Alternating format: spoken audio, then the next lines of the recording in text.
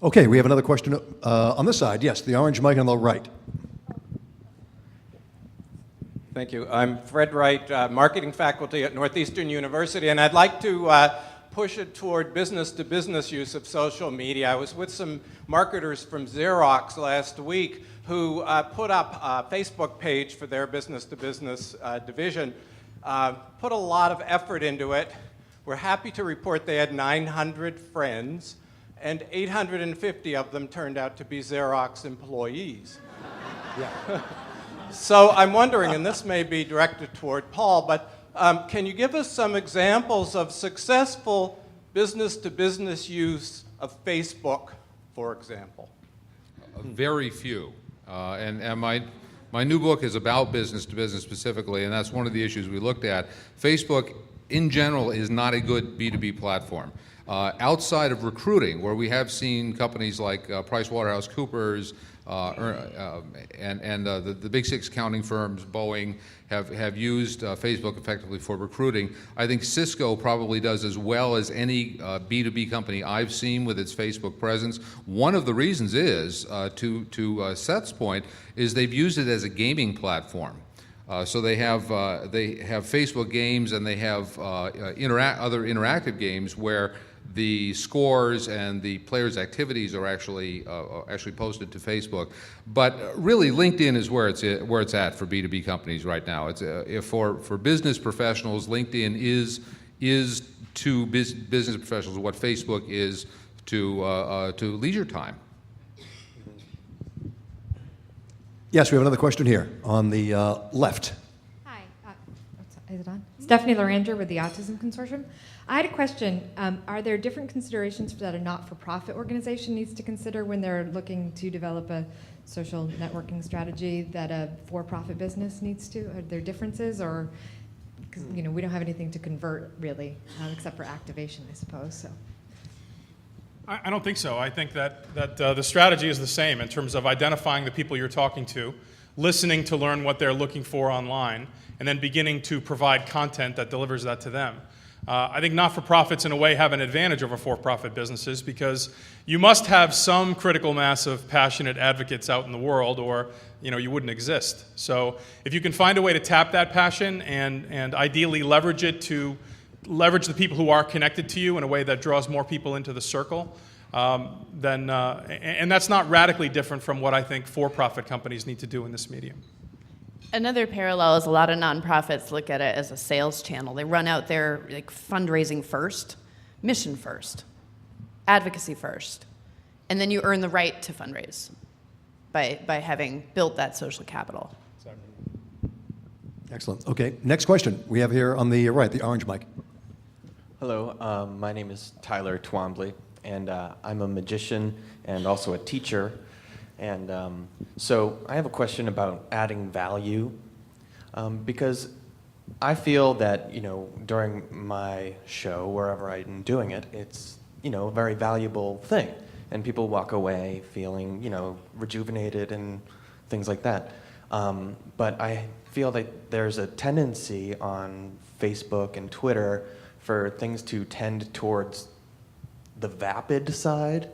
The more, just kind of throwaway kind of stuff. And I'm curious as to, maybe you can speak a little bit more about adding real value on things like Twitter. Like, how is a tweet worth, exactly, what is a tweet worth? I mean, to me, in the past, I've kind of shunned Facebook because it's just, a bunch of crap, But I'm also supposed to be young, so I'm supposed to be on Facebook. I'm like, No, he said supposed to be young. Supposed to be young. Okay. Excellent question. Thank you. And we won't debate that today. I have a 4-word guide to social media, which I'm surprised I haven't trotted out yet, but I promise I will. I also have a 2-word guide, be useful. Right? So let's take you as a case study, and let's talk about the tweets you could send as a magician. Right? You could send tweets that are like a list of every trick you do and a photo of you doing the trick and come to my show and blah, blah, blah, blah, blah. What's that? Vaping, right? Or you can say, do you remember being a kid and seeing your first card trick? Do you remember how it felt when the magician did this? right? Turn your content inside out. Make it about the person consuming the content. And if you think, oh, my business does pretty, ordinary, boring things, that won't be that exciting. Well, you don't have to be exciting to the teenagers. You need to be exciting to your potential customers. And if you're really solving their problem, they're going to be excited to find out about how.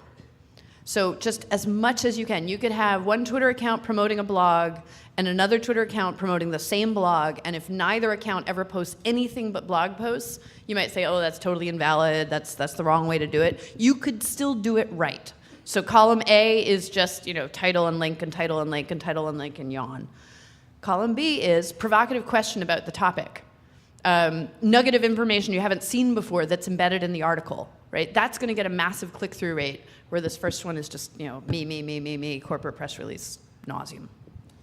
Yeah, it's interesting, the two sides of your question. One is on the producer side and the other is on the consumer side. And that duality is really what defines these media. It's what distinguishes them from the media that preceded them. And so, deliver content that you'd be interested in as a consumer. And if your experience sucks on Facebook or on Twitter, it's not Facebook or Twitter's fault, it's your fault.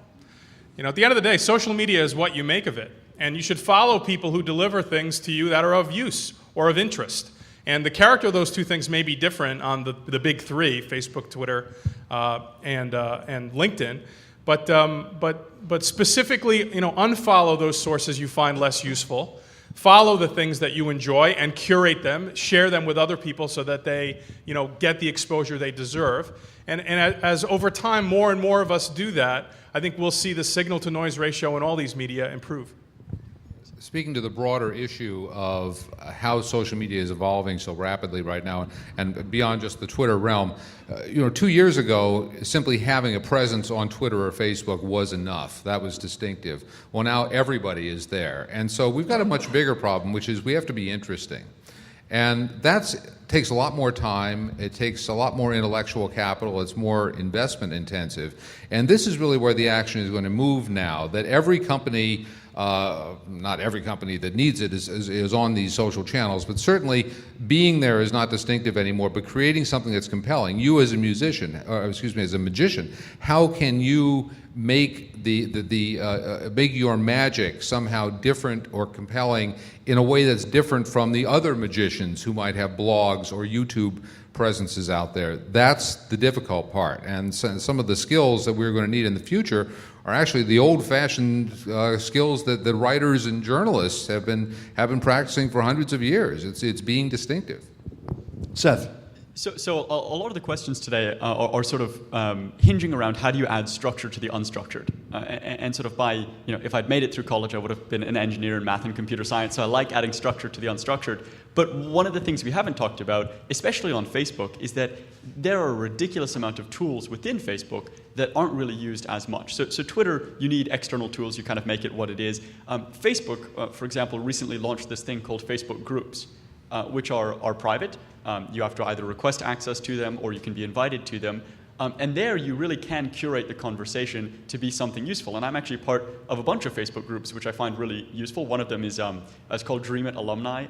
That's the incubator firm we went through, sort of a micro venture firm. And all of the companies that have ever gone through that get invited to that group, and it's really useful questions about things that you might have to deal with if you're running a startup or running a small business. For you might want to create one that is a group where you can invite potential influencers who are either your customers or just advocates of doing magic, or people who are really interested in learning about it, and have a very curated conversation about, maybe feed them some easy tricks that anyone can do, and have a group where it's not just anyone on Twitter shouting at it and saying whatever, but it's sort of a curated but very high-quality active group. And so I'd encourage looking into those things where if the unstructured world isn't as good a fit for what you're trying to do, often within the unstructured world they've built sort of nuggets of structure that you can control and make very useful. Are you feeling younger now? Great. And how yes, good give me a a fit, thumbs up. How good a fit is such an important phrase he just said. This is where the vanity metrics screw people up. I need to be number one, I need the highest score. High school. You gotta be popular. You have to find your right people. So being distinctive, the most distinctive, is the first part of that, and then is the second part. Know your niche. Be who you are, find the right people you need to be the customers to grow your business, and relax about the raw numbers. Excellent. Thank you. Yes, way in the back we have a question. Yes. Hi, Erica Durham from Boston Herald. We have a fairly healthy amount of people following us on both Facebook and Twitter, at least our editorial content. So my question was how to sort of parlay that into added value for some of our advertisers, and then how do you position that to the advertisers to show what value's in that? Find out what the followers want, and then help the advertisers understand how to add value to the followers. It's actually the other way around from how you described it. Success used to be attracting lots of attention to yourself in the age of one-to-many media. Media is now any-to-many. You can't predict where the next big influencer is going to come from or where the next big trend is going to come from. And the value comes in your ability to put attention on others, so listen to your followers and see what they want, and provide value to others. There's a company called Spiceworks that I'd recommend you look at. They are a very interesting business model. It's a software company that doesn't make any money from software. They give the software away and then they monetize the community because the people who use this software are corporate IT professionals. They have about 1.3 million users in their community now. It's a very sophisticated tool, high-value tool. What they do for to add value for their sponsors is they create micro-communities. They do custom research. They do targeted advertising. They have webinars that are aimed at specific sub-interest groups within that community. They do sponsored chats. They have white paper downloads. They have podcast downloads. They sell all of this. This company is doing business with every major computer company out there right now. And it is monetizing the community by finding creative ways to tap into the sub-demographics, the special interests of that community. I think the same thing can work for mass media.